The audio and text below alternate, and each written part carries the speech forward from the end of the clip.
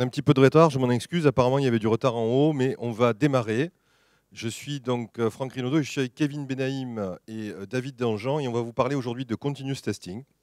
Donc, dans un premier temps, on va reparler un petit peu des concepts de DevOps, mais j'ai l'impression que vous en avez eu pas mal là pendant une heure, donc je vais passer très vite dessus. Ensuite, on va parler du concept de service virtuel avec Kevin, et enfin, un retour d'expérience concret avec David. Alors, le Gartner nous dit que toutes les industries vont être digitalisées. Dans ce cadre-là, la transformation digitale fait qu'on change de manière de se déplacer, de manière de consommer, de manger, d'absolument tout. Et cette phrase de Marc Andreessen, le fondateur de Netscape, est bien plus vraie encore que ce qu'il aurait pu l'imaginer a priori, puisque le logiciel est effectivement en train de dévorer le monde. Et ça met une responsabilité sur les métiers d'une part et sur l'IT d'autre part qu'il n'avait pas avant. Et au-delà du fait que ce soit très intéressant pour nous, il faut trouver une bonne manière de travailler pour créer de la valeur. Effectivement, jusque-là, on était plutôt dans un paradigme où la proposition de valeur était constante et dans laquelle, pour se démarquer en termes de compétitivité, on travaillait sur la rationalisation des coûts. Donc ça veut dire qu'on a créé des strates, et en particulier sur les couches basses et sur l'infogérance dont on pensait qu'on pouvait les éloigner pas mal du métier. C'est très très bien, ça fonctionne, il n'y a pas de problème et c'est adapté au contexte de la rationalisation des coûts. Néanmoins, dans un contexte de révolution industrielle dans lequel on est aujourd'hui, on a besoin de créer la valeur de demain et pour ça il faut de la proximité. Et on est en train de dérationaliser, donc c'est un petit peu ce qui se passe avec l'agilité et avec DevOps.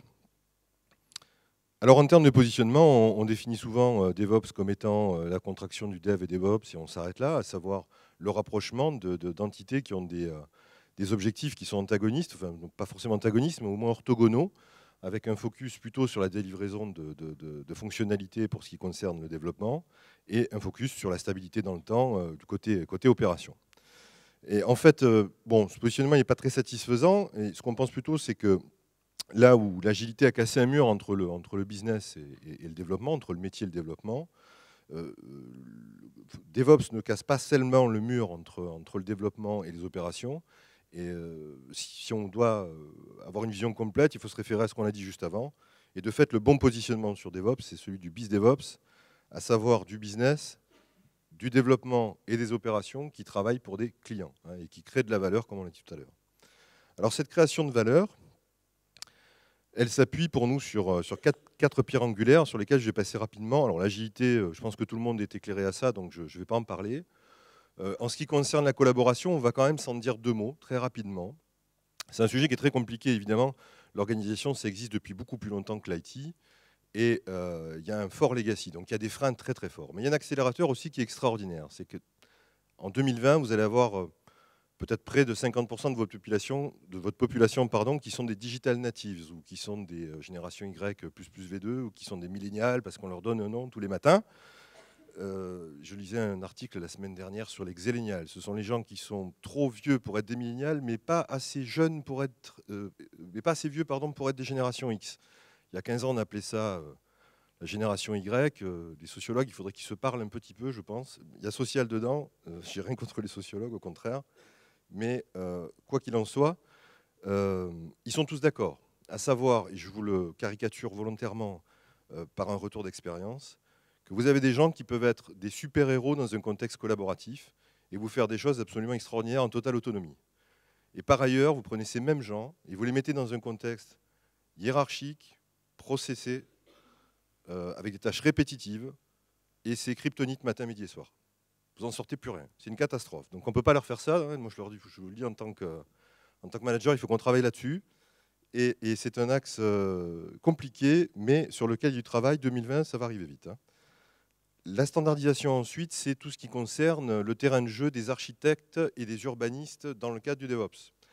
Alors là, il y a un vrai challenge, c'est créer des briques de systèmes d'information qui sont suffisamment réutilisables pour assurer de la stabilité dans le temps et en même temps qui permettent de l'innovation, c'est-à-dire qu'il ne faut pas s'interdire d'aller utiliser des technologies particulières. Voilà. Donc on va surtout se concentrer quand même sur l'usine logicielle et l'usine de production et essayer d'aller jusqu'au bout avec ça. Et ça, c'est le minimum qu'on doit partager au sein de l'entreprise, du système d'information et de l'IT landscape pour y arriver. Et puis enfin, il y a l'automatisation. Et là, force est de constater que les sociologues s'expriment très peu sur le sujet. Hein. À cette heure-ci, ils sont couchés, c'est l'heure des gros barbus techos. Hein. Donc là, c'est très simple, hein, quand on fait une chose une fois, ça va, mais dès qu'on veut la faire 2 fois, on va la faire une fois, donc on va tout automatiser. Vous allez en manger toute la journée, hein, il n'y a pas de problème, et on va en parler en particulier maintenant, et de quand on attaque ce chantier-là, des problèmes qu'on découvre dont on ne savait même pas qu'ils existaient avant, vous allez voir, c'est assez intéressant. Alors tout ça s'appuie évidemment sur des people et de la culture d'une entreprise, sur un environnement, sur un legacy que vous avez, et sur une organisation. Donc ça, c'est un contexte interne.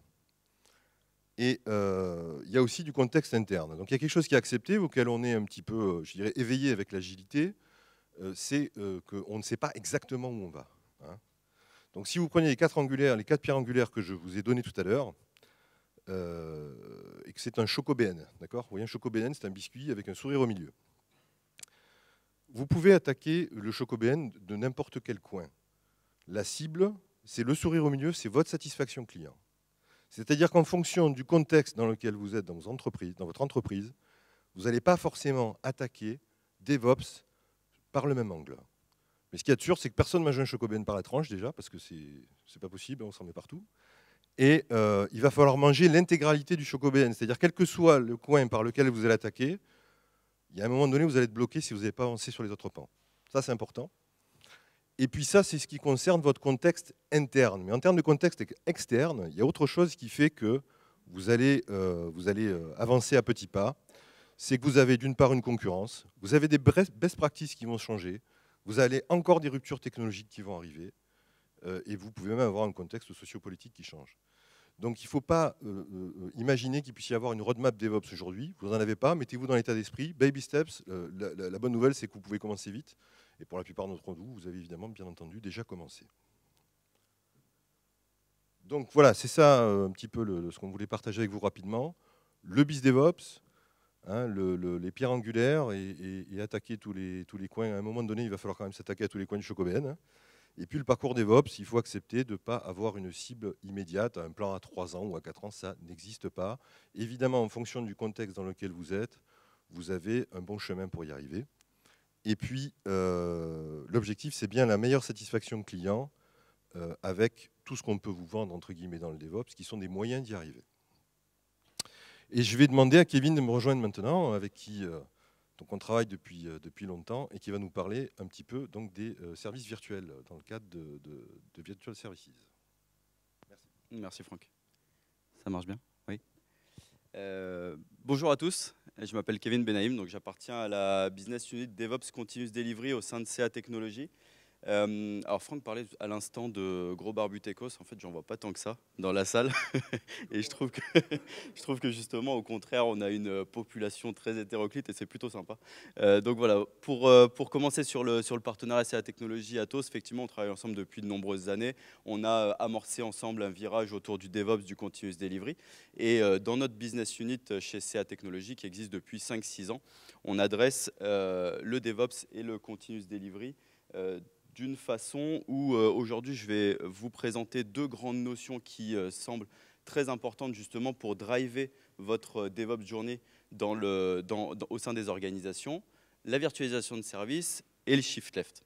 Alors avant de rentrer sur ces 2 notions-là, on a une conviction aussi chez CA et chez Atos, c'est de pouvoir introduire au sein de votre chaîne DevOps une notion qui est extrêmement importante pour nous, c'est la partie testing. Parce qu'on le sait, hein, de plus en plus, le test devient justement cette variable d'ajustement entre le développement et votre mise en production.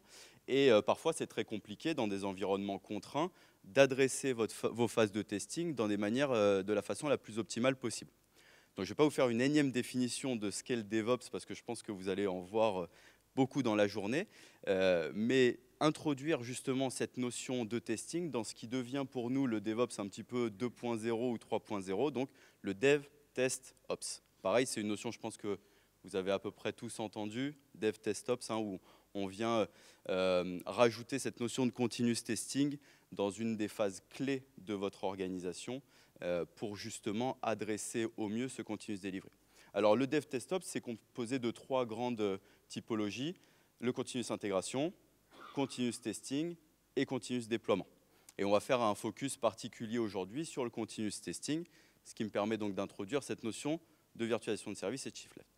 Juste à titre personnel et pour un petit sondage, qui a déjà entendu parler, je ne vous tendrai pas le micro, il n'y aura pas besoin de s'expliquer, mais qui a déjà entendu parler de shift left déjà?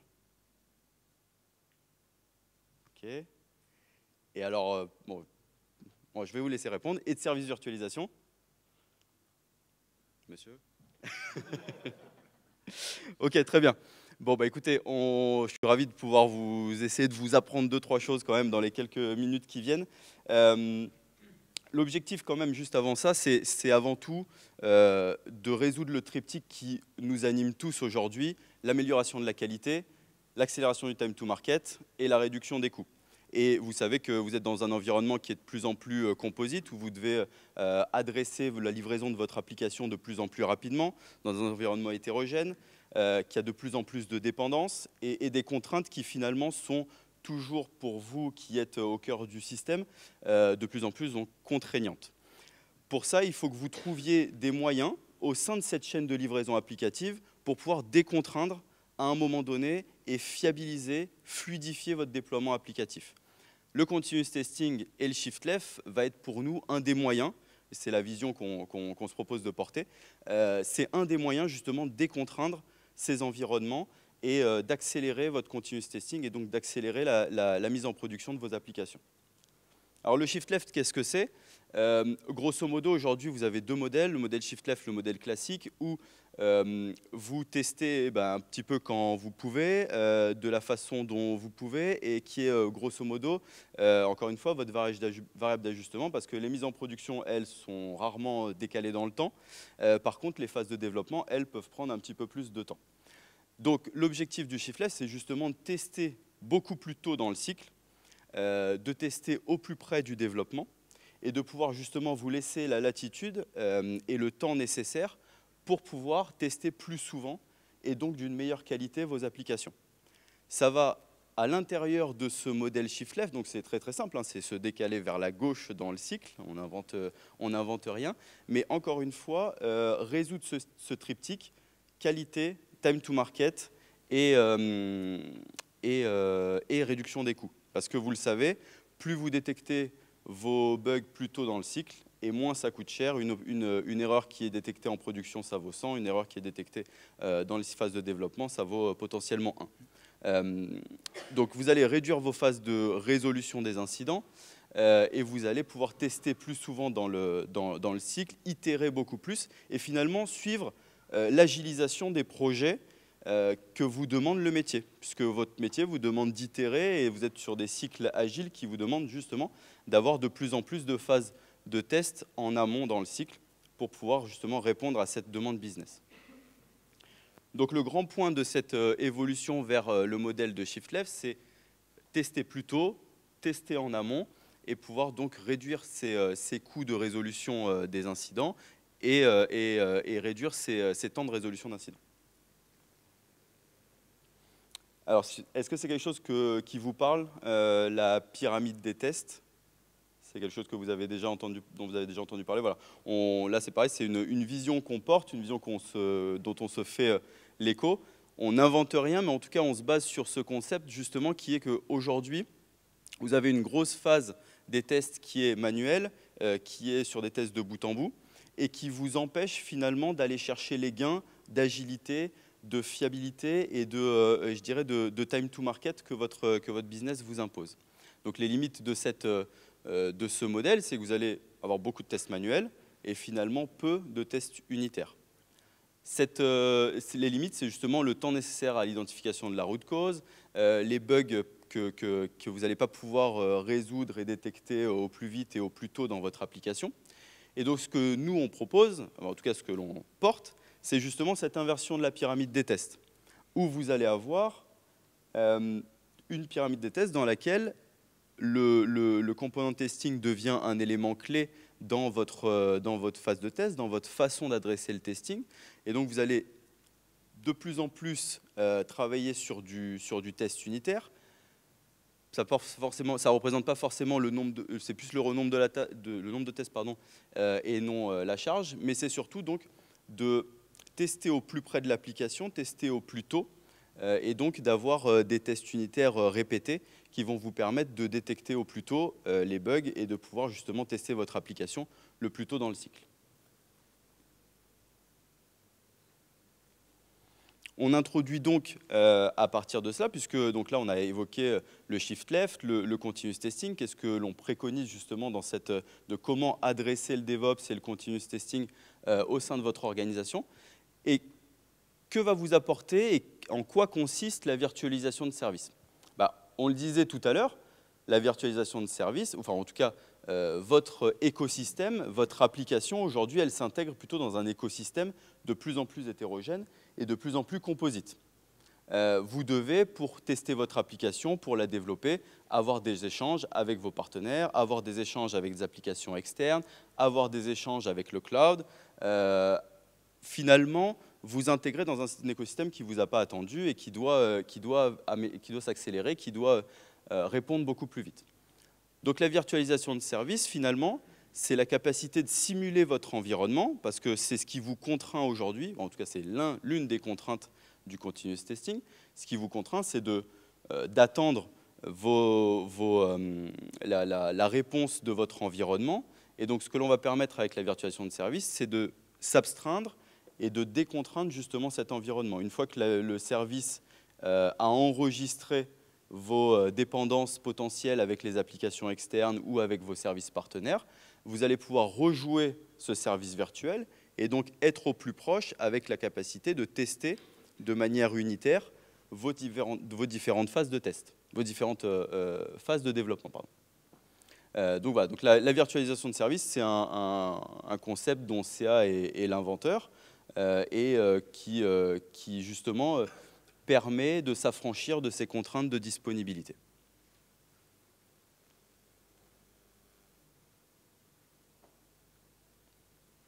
Alors le shift left et la virtualisation de service adressent quelles contraintes et pour qui? Finalement, voilà, c'est le discours, c'est de pouvoir justement travailler sur des profils de développeurs, de testeurs. Donc le développeur, il a une contrainte, c'est ses tests unitaires d'intégration, ses micro-bench de perf. Et ce qu'on va lui donner comme possibilité, c'est de mettre à disposition des services virtuels directement depuis son IDE. Donc ça, c'est la capacité. On est exactement dans ce qu'on appelle donc le shift left, le continuous testing, et la capacité de donner aux développeurs la possibilité de tester en amont dans le cycle de déploiement. Les testeurs QA, de la même façon, leur contrainte, c'est les tests d'intégration, les tests 2 à 2, les tests fonctionnels. Et là, on va aussi leur mettre à disposition les services virtuels pour simuler des dépendances et faire vivre, entre guillemets, les services virtuels. Et enfin, les testeurs de perf, donc voilà, pour vous donner un ordre d'idée de ce que l'on peut couvrir, les tests de performance, et c'est pareil, mettre à disposition les services virtuels pour simuler leur dépendance. Donc cette notion de service virtualisation, elle est déployée dans de nombreux contextes en France, et je vais laisser la main à David pour vous donner un aperçu de ce qu'a pu être le projet au sein d'un client comme Amadeus, donc avec une vision continuous testing très très forte et une contrainte du marché très très, je dirais, concurrentielle. Merci Kevin. Donc maintenant que vous avez eu toute la théorie et tous les concepts autour des services virtuels, on va essayer d'illustrer tout ça par un cas client. Donc ce cas client, c'est Amadeus, donc un très grand compte de Sophia Antipolis, leader dans le domaine notamment de la réservation aérienne. Et l'histoire démarre avec eux il y a quelques années, à peu près en 2014, ils étaient en pleine QA transformation, donc vraiment une transformation pour replacer la qualité au centre des enjeux de l'entreprise. Alors vous me direz tous, la qualité, ça fait très longtemps qu'on se dit c'est important et il faut y aller. Sauf que, en fait, la qualité, comme on l'a dit tout à l'heure, comme Kevin l'a précisé, c'est souvent la variable d'ajustement. Quand il s'agit d'aller plus vite, etc., on va facilement chanter quelques tests. Et puis, c'est un peu le rôle de tout le monde et donc un peu le rôle de personne aussi. Donc chez Amadeus, ils ont vraiment voulu créer des filières métiers associées à la qualité. Donc ils ont créé des rôles qui n'existaient pas avant dans l'entreprise.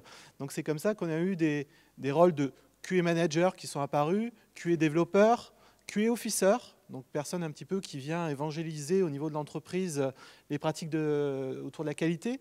Donc on a eu ces rôles qui se sont définis et on les a attribués donc à des personnes qui se sont fait un peu les avocats, les évangélistes de la qualité dans les projets, dans les équipes, puisqu'en parallèle de cela, on avait une transition vers l'agilité, donc la notion aussi de feature team qui était en train de naître. Donc on a vraiment positionné la qualité dans les équipes. À côté de ça, bien sûr, si on fait porter de façon silotée aux équipes toutes les bonnes pratiques de qualité, etc., bah, on va avoir des problématiques, on va réinventer un peu la roue dans toutes les équipes. Donc on a quand même une gouvernance à côté de ça qui est portée par une organisation transverse qui va notamment se positionner sur les choix des outils, se positionner sur les règles, mais ça, pas de façon centralisée, mais de façon un peu fédéralisée, avec ces QA officers dans chacune des divisions qui vient remonter un petit peu les avis de chacun, et on travaille comme ça de façon collective à travailler un référentiel d'entreprise sur la qualité. Donc, en parallèle de cette QA de transformation, on a bien sûr une entreprise avec un paysage assez vaste, hein, puisqu'on a, comme vous pouvez vous en douter, un système d'information très interconnecté. Pourquoi? On a tout simplement des partenaires extérieurs, donc bien sûr des communications, on l'a dit tout à l'heure, soit vers le cloud, soit en VPN, vers des services tiers, etc. On a aussi en interne déjà quelque chose de très hétérogène. On a du legacy, on a des nouveaux développements, on a des applications mobiles à droite à gauche. On a donc un système d'information de plus en plus interconnecté. Et demain, ça ne va pas se simplifier avec les microservices. Hein, on a de la communication de partout. Donc voilà, patrimoine très interconnecté chez Amadeus. Et la conséquence un peu de tout ça, c'est qu'on, pour tester, on est obligé d'avoir des environnements très mutualisés parce que c'est impossible de fournir un environnement système à chaque équipe. Ça coûterait trop cher. Et quand on a du mainframe avec des bases de plusieurs téraoctets, c'est compliqué de fournir ces services de façon individualisée à tout le monde. Donc on a une problématique, c'est pour limiter les coûts et avoir quand même un environnement riche, on mutualise énormément ces plateformes de test. Donc on va comme ça avoir 4-5 environnements maximum dans toute l'entreprise. À côté de ça, Amadeus a très fortement investi dans tout ce qui est automatisation des tests. Ils ont tous les soirs des milliers et des milliers de tests automatisés qui tournent, ce qu'on peut voir comme une force d'un côté et aussi quelque part un poids. Ça fait beaucoup de maintenance sur les scripts et ça fait surtout également des environnements qui doivent être up pour tous les soirs, permettre d'exécuter tous ces tests. Donc c'est à la fois un bon capital, mais à la fois aussi un coût de maintenance important, et aussi bien sur les infrastructures que sur les scripts eux-mêmes. Et puis bien sûr, on est sur une entreprise mondialisée, donc on est très répartis, notamment Amadeus est réparti sur trois pays très forts pour la R&D, la France en premier lieu, mais également l'Inde à Bangalore et les États-Unis à Boston. Donc il s'agissait aussi de pouvoir adresser les équipes, non pas que localement à Sofia, mais avoir une organisation qui couvre effectivement la R&D au niveau worldwide. Et puis, on ne partait pas de zéro. Quand on parlait de service virtuel, quelque part, c'est un nouveau terme, hein, mais la version 1.0 du service virtuel, c'était avant tout le bouchon, hein, déjà. Le bouchon qu'on se crée soit à la main côté développeur, ou des solutions qui ont commencé à naître dans les entreprises, de l'outillage qui permet à partir de traces ou à partir de records de rejouer un scénario de test avec effectivement des traces, des logs, ce genre de choses. Donc Amadeus avait déjà tout un tas d'outils, mais qui étaient plus propres on va dire, au vécu de certaines équipes qui avaient investi un peu de leur temps pour créer des outils internes. Vraiment, la volonté, c'était d'éviter d'avoir ces initiatives individuelles et vraiment d'avoir une approche globale au niveau de l'entreprise. Donc, quand on a parlé de tout ça, on peut se douter un petit peu des coûts engendrés par ces problématiques de détection. Tout à l'heure, on a dit le shift left, c'est vraiment aller tester plus tôt dans le cycle de vie. Quand on fait une prise d'image chez Amadeus au niveau d'un gros projet, on a détecté qu'on avait à peu près plus de la moitié des anomalies détectées en phase d'UAT. Donc très tardivement dans le cycle de vie logiciel. Donc quand vous remontez un bug en UAT, faut remonter dans la chaîne, dire aux développeurs de corriger. ça repasse par les cycles de validation, enfin intégration, validation, et ça repasse en UAT. Et si on redétecte un nouveau bug, on est reparti pour un nouveau cycle. Donc niveau time to market, c'est pas top. Et niveau coût, on a quand même sollicité beaucoup de personnes autour de nous pour juste corriger une anomalie que si elle était détectée plus tôt, on aurait économisé beaucoup d'argent. Donc ça, c'est un premier point. Mais aussi, il faut se rendre compte qu'on a 10% des ressources QA chez Amadeus qui sont sollicitées sur de la gestion d'environnement, sur de la gestion de la donnée pour ces environnements. Donc on avait vraiment un vrai centre de coût autour de la maintenance des environnements, pour les raisons citées tout à l'heure, un environnement très interconnecté, très compliqué, avec une forte mutualisation de ces environnements. Donc, avec les services virtuels, on a souhaité vraiment adresser ces challenges. Vous l'avez compris, la stabilité faisait vraiment défaut avec ces environnements mutualisés. Vous avez un copain qui fait une dépendance de votre application.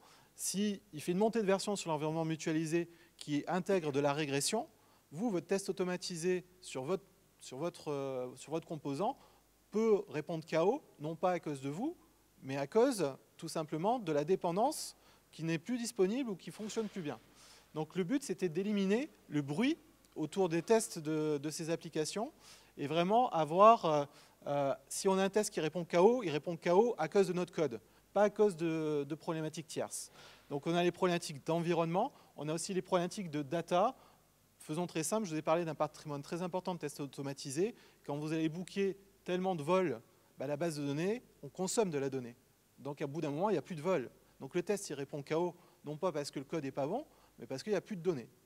Donc aussi, une des autres problématiques qu'on voulait adresser, c'était fournir de la stabilité au niveau des données et s'assurer qu'on n'avait plus cette maintenance à faire tourner des scripts pour remettre à jour les bases de données après chaque exécution de batterie de test. Voilà, on voulait s'affranchir de toutes ces contraintes-là. À côté de ça, on a parlé effectivement de la transformation vers l'agile. On souhaite siloter les équipes, on souhaite leur permettre d'être indépendantes des autres équipes de développement, donc notamment avec cette capacité de reproduire le comportement des autres de façon stable. On n'a plus besoin d'attendre les autres qui se remettent à jour leurs composants, etc. Et puis on avait des cas de tests impossibles, notamment au niveau de la test de performance. Reproduire un environnement ISO prod, ça coûte trop cher, c'est pas possible. Donc comment on fait pour faire du test de performance ISO prod? Si possible, on essaye de soumettre la même charge de production sur un composant, mais on ne peut pas le faire sur tout l'environnement système.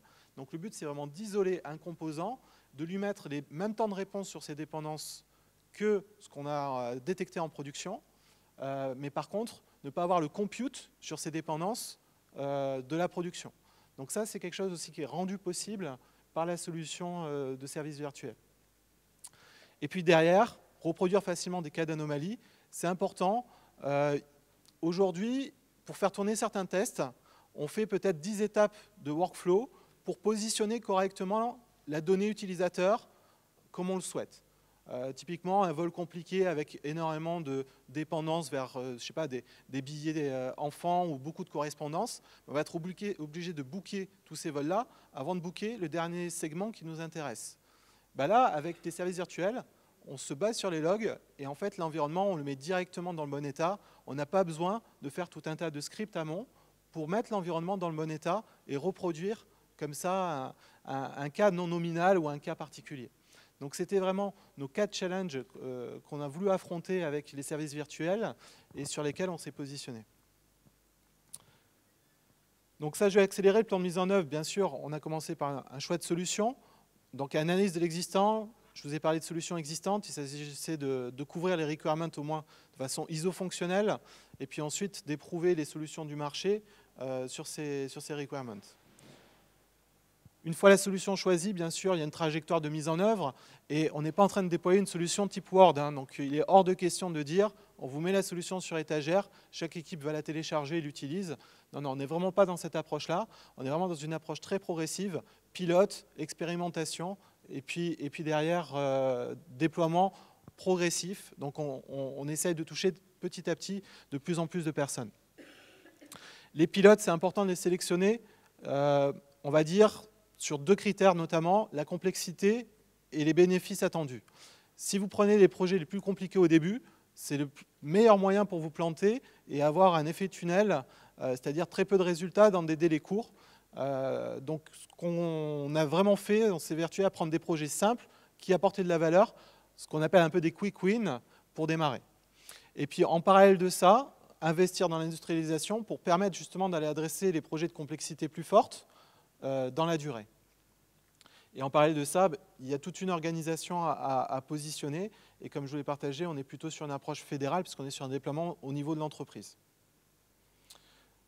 Donc, sujet qui a débuté fin 2014, sur lequel on a été ensuite en phase pilote en septembre 2015. Et on a eu des résultats divers et variés. C'est-à-dire qu'on a eu des premières équipes qui ont commencé à utiliser la solution en mode expert.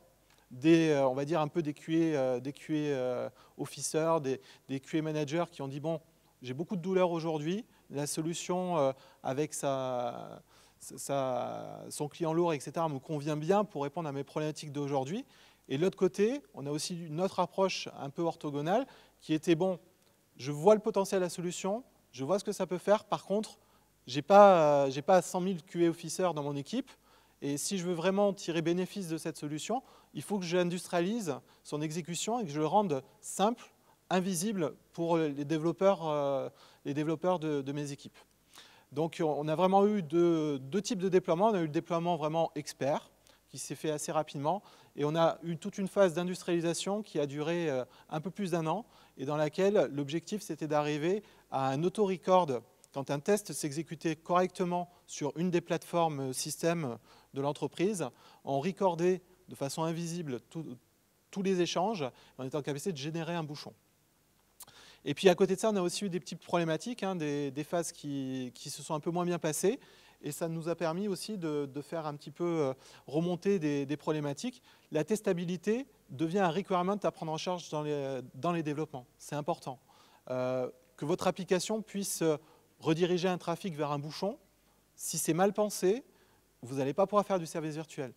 Donc, les exigences autour de pouvoir effectivement rediriger un trafic, être en capacité également de véhiculer des données de session, des données de corrélation de transactions, c'est important. Si on ne les a pas, c'est difficile de faire matcher un bouchon correctement sur un système qui est un petit peu stateful.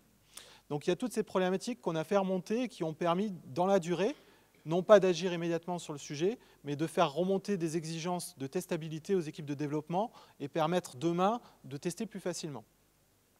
Mettre en œuvre aussi ces services virtuels, ça nécessite quand même des compétences très variées, des compétences métiers, puisqu'il s'agit quand même que nos bouchons ils matchent correctement sur du métier et qu'ils ne répondent pas à n'importe quoi. Donc c'est important d'avoir dans les équipes pilotes des référents métiers, mais aussi des référents très techniques. Si on n'est pas en capacité d'aller sur les couches basses et d'aller notamment, par exemple, sur les couches réseau, d'aller lire du TCP/IP propriétaire, etc., la solution, elle ne fait pas de la magie. Il faut quand même l'aider si on est sur des plugins propriétaires, sur des protocoles propriétaires, il faut l'aider à aller lire ces protocoles. Donc il y a tout un tas de compétences à embarquer. Et puis bien sûr, il faut prendre en compte l'expérience développeur, c'est-à-dire que pour déployer la solution au niveau entreprise, si le développeur il doit passer par 6 mois de formation, vous allez avoir un peu des difficultés à aboutir à votre objectif initial. Donc on a vraiment essayé de prendre ce feedback et de prendre en charge une bonne couche d'industrialisation pour répondre à cette problématique d'expérience développeur. En conclusion, donc on a quand même réussi à catalyser vraiment le continuous testing chez Amadeus grâce à cette initiative autour des services virtuels. On a dû faire évoluer la stratégie des tests. Rappelez-vous la pyramide tout à l'heure présentée par Kevin. Le test composant n'était pas dans l'ADN d'Amadeus. Il faisait énormément de tests de bout en bout, d'où les 56% de détection en UAT. On faisait des tests IHM sur des grands flots de réservation aérienne complète. On a essayé d'inverser ce pattern-là parce que pour gérer le problème de maintenance des services virtuels, si vous gérez un bouchon qui reproduit de bout en bout quelque chose, il y aura forcément dans les semaines, dans les mois qui suivent, une évolution fonctionnelle dans votre IT qui fera que votre bouchon, il faut le jeter. Donc, faire plus de tests composants vous permet d'avoir une durée de vie plus importante et surtout d'isoler fonctionnalité par fonctionnalité, permettre d'isoler ces périmètres-là et de passer à des tests système plus tardivement avec un niveau de qualité déjà meilleur en entrée. Et donc, pour répondre à la problématique de maintenance des services virtuels, on s'est vraiment mis dans une approche boîte noire. On ne cherche pas à comprendre ce que fait les dépendances. On recorde très facilement de façon invisible et on génère de façon automatique les bouchons avec quand même une variabilisation très forte grâce à l'algorithme présent dans la solution de CA. Et derrière, on a vraiment une solution industrielle qui permet de s'affranchir de contraintes d'environnement tiers pour tester ces applications. Merci.